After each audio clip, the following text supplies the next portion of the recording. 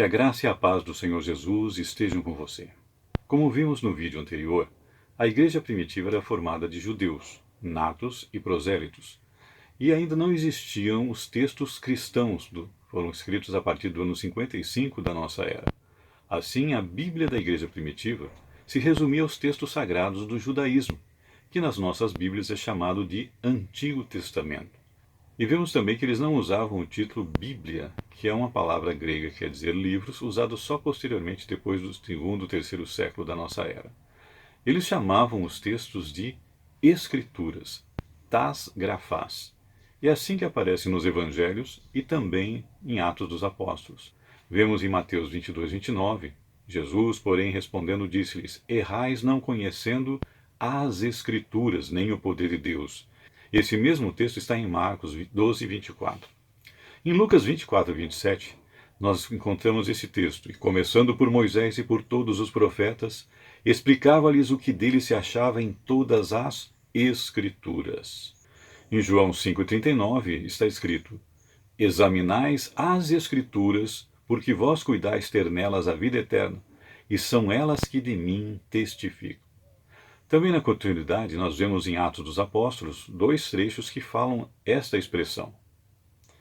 Em Atos 17:2 diz que Paulo, como tinha por costume, foi ter com eles e por 3 sábados disputou com eles sobre as Escrituras.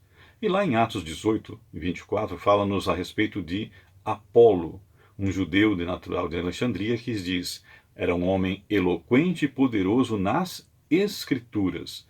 Depois de instruído por Priscila e Áquila, nós vamos ver no versículo 28 que está escrito: porque com grande veemência convencia publicamente os judeus, mostrando pelas Escrituras que Jesus era o Cristo. Cristo é uma palavra latina que translitera a palavra grega Christos, que por sua vez traduz o termo hebraico Mashiach. Todas essas palavras querem dizer ungido. Vimos que os textos usados pela igreja primitiva eram os livros sagrados do judaísmo, que naquela época eram escritos em rolos e agrupados em 3 seções distintas. As edições cristãs publicam com o título latino Bíblia Hebraica, mas os judeus não a conheciam por esse nome. Eles chamavam de Tanakh, que é o acrônimo da primeira letra de cada uma das 3 seções, que nós vemos o Senhor Jesus explicando melhor nesse texto. Lucas 24:44 disse-lhes: São estas as palavras que vos disse estando ainda convosco, que convinha que se cumprisse tudo o que de mim estava escrito na lei de Moisés, e nos profetas, e nos salmos. Essas são as 3 seções que nós vamos encontrar. E Tanakh, como dissemos, um acrônimo dessas 3 seções, tem Tav, de Torá, lei, o Nun, de Neviim, profetas, e o Kaf, de Ketuvim, escritos. Uma particularidade que nós encontramos nos livros hebraicos é que, além de não serem 39, como temos no Antigo Testamento, mas 24, também são chamados por outros títulos.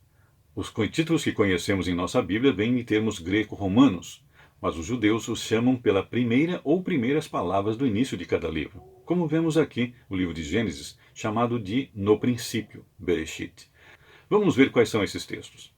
A primeira seção é chamada de Lei, Torá. Nós conhecemos pelo termo latino Pentateuco, que vem do grego pentarchos, que quer dizer 5 rolos, 5 temas. São estes os livros de Moisés. Gênesis é Bereshit, no princípio. Êxodo é Shmot, nomes. Levítico, Vaikra, e falou. Números é chamado Bemidbar, no deserto. E Deuteronômio é chamado de Devarim, palavras. A segunda parte são 8 rolos denominados Neviim, divididos em 2 seções. A primeira seção tem 4 rolos que são conhecidos como Neviim Rishonim, profetas primeiros ou profetas anteriores. São eles Josué, Reoshua, Juízes, Shofetim, Samuel, Shmuel, Reis, Melahim. A segunda seção, conhecida como Neviim Aharonim, profetas posteriores, tem os 4 rolos que são de Isaías, Yeshayahu, Jeremias, Irmiahu, Ezequiel e Etzquiel, e os 12, Trei Assar.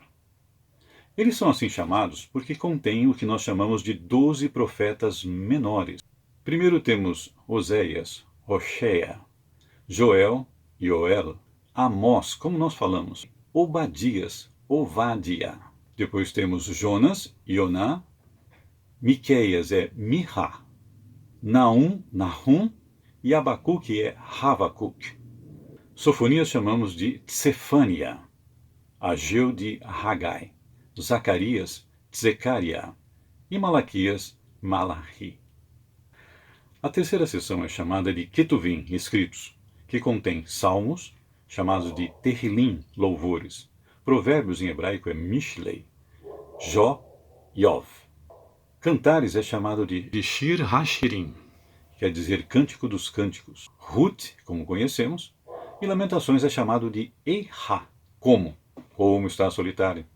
Eclesiastes, que é Kohelet, pregador, Esther e Daniel. Depois tem um único rolo, Esdras e Neemias, Ezra e Nehemiah. E por fim o livro das crônicas é chamado de Divrei Hayamim, assunto dos dias.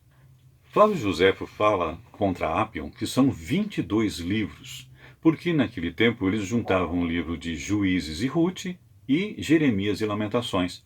Mas as Bíblias atuais e também os textos hebraicos agora têm separados, então são 24 rolos. Vemos em Atos 1 e 8 que o Senhor Jesus, depois de ressuscitado, já não falava mais como em Mateus 10, para não entrar nos caminhos dos gentios e em cidades samaritanos, mas agora ele diz: ser-me-eis testemunhas em Jerusalém, Judeia, Samaria, até os confins da terra, querendo com isso alcançar todos os povos conhecidos. Essa atostesgues, traduzida como confins da terra, é traduzida também na nova versão transformadora como lugares distantes, e na King James como parte extrema da terra, para alcançar todos os povos conhecidos. E aí entra uma outra particularidade. Muitos não conheciam a língua hebraica. Para isso, Deus providenciou na história da humanidade, 300 anos antes de Cristo, uma pessoa que ficou conhecida como Alexandre o Grande, filho de Filipe da Macedônia. Em suas grandes conquistas, ele levou também a cultura grega para que todos os povos conquistados aprendessem a cultura e o idioma do seu país. Isso que nós chamamos de helenização. E nós vamos ver alguns textos falando a respeito disso. Veja, por exemplo, aqui. João 12:20 diz: havia alguns gregos entre os que tinham subido a adorar no dia da festa. Já Atos 6:1 diz: crescendo o número dos discípulos, houve uma murmuração dos gregos contra os hebreus, porque as suas viúvas eram desprezadas no ministério cotidiano. A diferença que existe nesses textos é que enquanto João 12 fala de gregos hellenes, Atos 6 fala de gregos hellenistes. Aliás, a Almeida Atualizada e a Bíblia de Jerusalém traduzem melhor esse texto ao chamá-los de helenistas. E por que helenistas? Os gregos chamavam a si mesmos de Helenes e ao seu país de Hellas, e não Grécia ou gregos. Assim, helenizar é tornar um povo com a cultura grega, aprender a cultura e o idioma. E isso se deve porque o grego naquela época era como o inglês hoje. Quem soubesse falar o grego conseguia se comunicar em qualquer nação. Quando Pilatos mandou colocar uma placa sobre a cabeça do Senhor Jesus na cruz, mandou escrever Jesus Nazareno, Rei dos Judeus, em hebraico, grego e latim, para que todos pudessem entender e ler. E mesmo o apóstolo Paulo também, no capítulo 21 de Atos, quando ele é aprisionado em Jerusalém e que os romanos o levam para a fortaleza, ele pergunta ao tribuno se pode falar ao povo. E o tribuno faz a pergunta: sabes o grego? Porque essa era a linguagem que todos entendiam. Como nós vimos que havia muitos judeus helenizados que falavam a língua grega, e outros povos foram alcançados pelo Evangelho e assim precisavam entender também as Escrituras, mas não conheciam o hebraico, entra em cena a maior versão de todos os tempos feita dos textos hebraicos, a Septuaginta, que em latim quer dizer 70. Conhecemos pelos algarismos romanos 50, 10, 10. E esse texto ele é aceito por alguns, combatido por outros, porque o único documento que atesta sua velocidade é uma certa carta de um homem chamado Aristeias, que escrevendo a Filócrates, ele conta como o rei Ptolomeu Filadelfos pediu ao sumo sacerdote Eleazar que lhe mandasse uma tradução desses textos. Eleazar envia 6 anciãos de cada tribo versado no hebraico e no grego para que pudesse traduzir para o idioma grego todos os textos sagrados. E aí entra a grande contenda.